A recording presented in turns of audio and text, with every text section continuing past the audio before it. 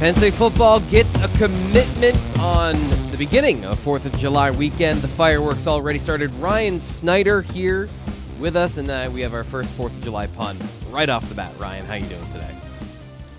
Doing well, man. I'll be honest. I kind of thought Penn State would have got another, random commitment by now. As we talked about on Monday. This is usually always the week where something random happens, and certainly, as anyone's been following, I think there's a couple guys who have a lot to think about right now.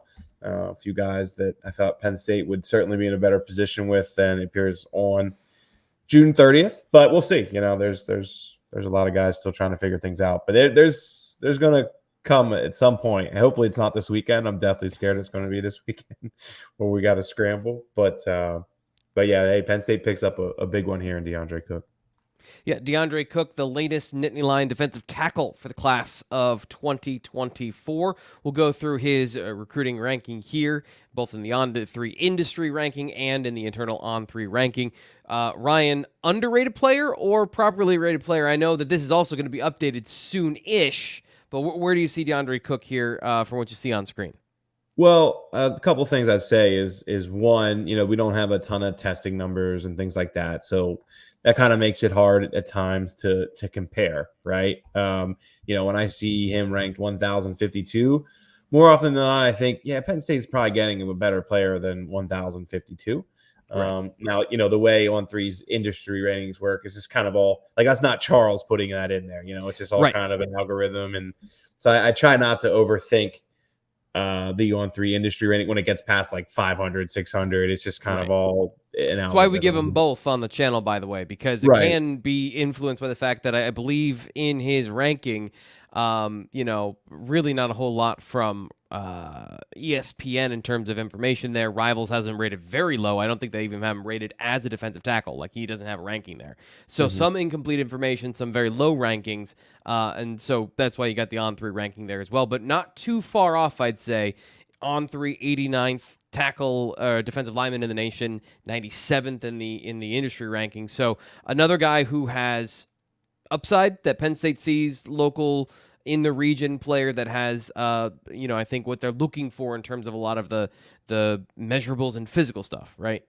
Yeah, I mean, the one thing I will say is, he was certainly, when we were at the Under Armour camp, certainly was one of the more impressive defensive linemen there. You can see the burst, good mix with his hands and things like that. And, all stuff that you'll get into with your film study at some point, obviously here in the days and weeks to come. But look, Penn State needs guys that they can mold, right? I mean, we've talked about this before. You have the Liam Andrews of the world, and and it looks like Benedict Ume is trending towards Stanford. You had a couple of those top end guys who, very important for various reasons. And then they had to get a couple of guys like DeAndre Cook who, show a lot of good things, and guys that they can mold in one way or another. And I think that's what Deion Barnes plans to do here. But 6'3", 255.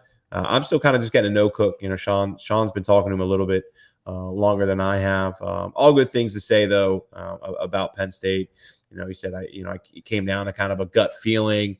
He told me that North Carolina was really the school that he was mainly considering against Penn State, but has known, for a while now that it was going to be the Nittany Lions. Rutgers and Boston College were the other two schools he visited, but for the most part, this was a Penn State North Carolina battle, and speaks highly of Deion Barnes and James Franklin, and obviously everything that Penn State brings as the major program that it is. But certainly a guy we gotta learn more on, though. Obviously now that he's committed, he's not someone I've seen play in person. I don't. Have you done much film study yet, T. Frank? I don't know. Yeah, I've seen a couple of his games, so we can get into that here at the end. I always like to give you the floor first so that we can get through kind of the storyline of what sort of person and player in the relationship there. It is a newer relationship, right? So this is one of the ones that picked up steam this spring, if I remember correctly. Can you tell us kind of how that story unfolded? Yeah, I apologize. I forget exactly when Penn State offered, but yeah, this isn't one of those offers that goes back 2.5, 3 years now, anything like that. I'm trying to scroll through. I thought it was end of March, early April, I want to say, is when he picked up an offer from Penn State. Oh, excuse me. I know what it was. It was April 1st because that was the day he took an unofficial visit to Penn State, right? Because I remember he came It was like 2021, came to like, what was it, the Michigan game or something. And obviously he's a freshman, sophomore then. And, always someone that was on Penn State's radar. And then, like I said, I remember he came for an unofficial visit April 1, watched spring practice, all those good things, and left with an offer then. But, had a bunch of quality offers. Oklahoma was another school that tried to peak and show interest late. He did get offers from Alabama and other schools like that. Obviously, a lot of, as we've talked about a million times, a lot of offers are really trying to just kind of get guys on campus and take things from there. Penn State got him on campus and then offered, so that was certainly true. But this was a North Carolina battle. Rutgers and Boston College were also in it, but it was a quick relationship, I guess you'd say. They were obviously in touch with him before April, but that's when it really took off. Yeah, and it seems like a guy that when things were progressing this spring filtered up towards the top of the pile. Now, as you mentioned, there's some national guys, and there's some guys that still have outstanding decisions to make. But, without knowing the full, stacking on the commitment board, where does Cook rank in your mind in terms of tier 1, tier 2, guy they really wanted, guy they pursued? How does he rank in terms of your, what your view of what the board looks like?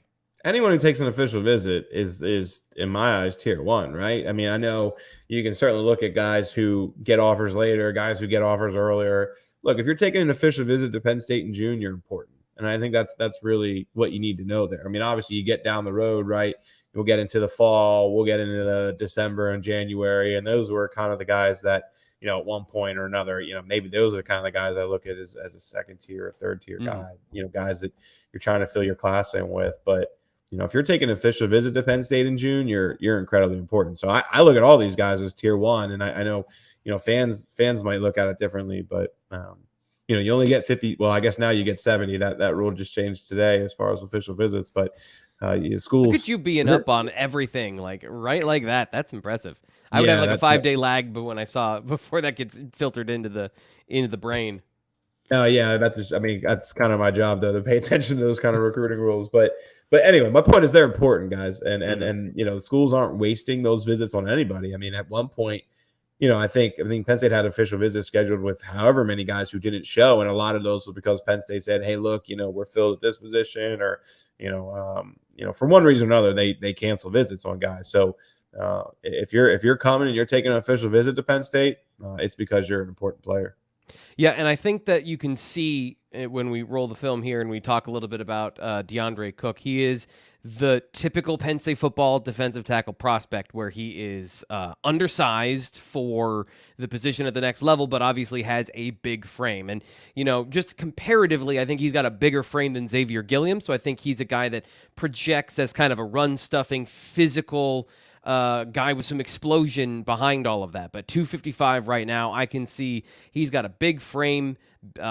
Maybe heavy feet is the wrong way to put it, but he's a little bit stiff. That's the area that I think they're going to be working with him in terms of his physical upside. He's a little stiff. You watch him play offensive line, stands up straight. You can see when he gets off the blocks, comes up, one of those guys you see pop up like a daisy out of his stance, but explosive. Really long arms. So great frame for an interior player. You could see this. You could see him being a plus guy in both run and pass, in the best case scenario. But in terms of what I think he brings to the table, the strength not there right now for a defensive tackle. For what he plays in high school, I think he's a strong football player, but he doesn't shock people with his hands like you might see to Benedict Ume, who's a little bit undersized, but has that raw power behind him. You don't see that as much with Cook, but you see a guy, as you can, watching him run, he's a really good athlete. He's got the size. He's got that bend of, that blend of athleticism and potential. And I think that when you're looking at a Penn State defensive tackle prospect, that's what they go for, is those guys that can grow and develop into the position. And then theoretically, you don't have to skimp on anything, right? You don't have to have a guy that is just a run defender, just a pass rusher. He can do a little bit of both, could do a little bit of everything.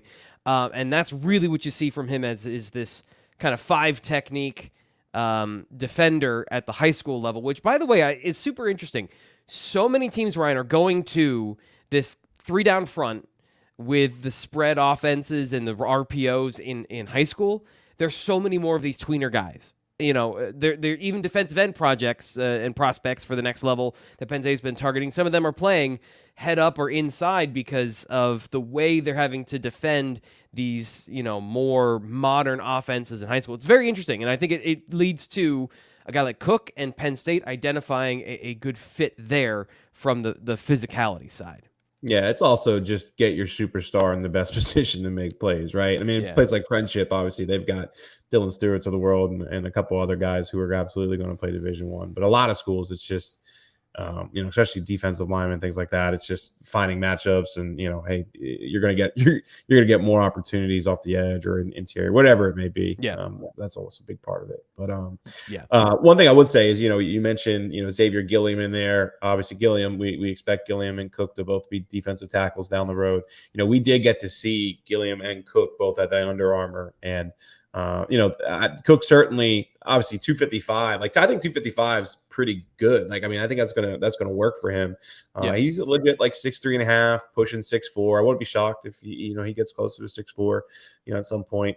If he keeps growing, obviously here over the next year. But Sean and I were both pretty impressed with Cook and his size, his potential, all those things. And if we can go back and watch 101s, we have to go back and find that film for down the road. Cook was certainly one of the more impressive guys, just with technique and different things like that. He'll be a fun one to watch grow. The guy that I always think of when we think of these defensive tackles that's on the roster currently is Keziah Izzard.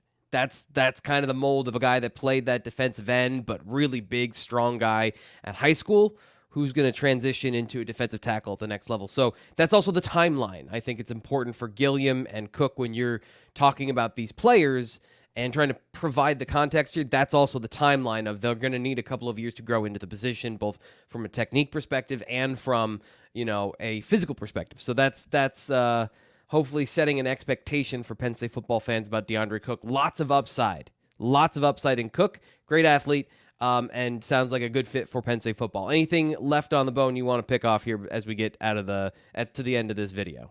Let's see how this next week goes, man. It's another pivotal week, coming up to a bunch of guys who have commitment dates here. Penn State's working hard on a few guys there.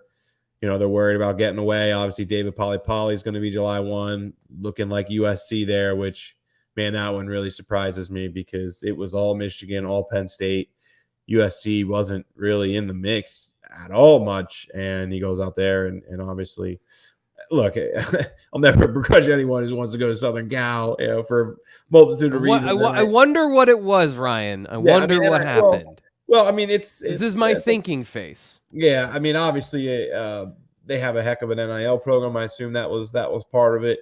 There, obviously, they have a great history with Polynesian players, things like that too. So I don't want to. I'm sure that's a big part of it, but I haven't talked to him. But Ethan Callaway. Ethan Callaway will probably be committed by the time this is up for everybody to read. Jalen Harvey's going to be at some point. I still think next week. I know July 4th is going to be the day, but I still think he's getting closer to deciding. I don't think it's going to drag out too long.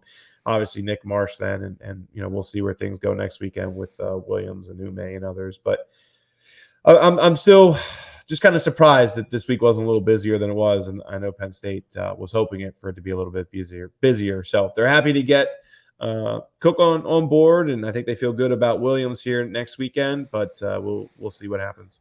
Well, we'll keep you informed. BlueWhiteIllustrated.com, also here on the YouTube channel. If you're here this long in the video, please like the video, subscribe to Blue White Illustrated here on YouTube. I'm Thomas Frank Carr. That is Ryan Snyder. That'll do it for our breaking news. DeAndre Cook, a Nittany Lion, 2 defensive tackles in the class of 2024. We'll see what else happens next. Once again, subscribe wherever you find us so you stay informed.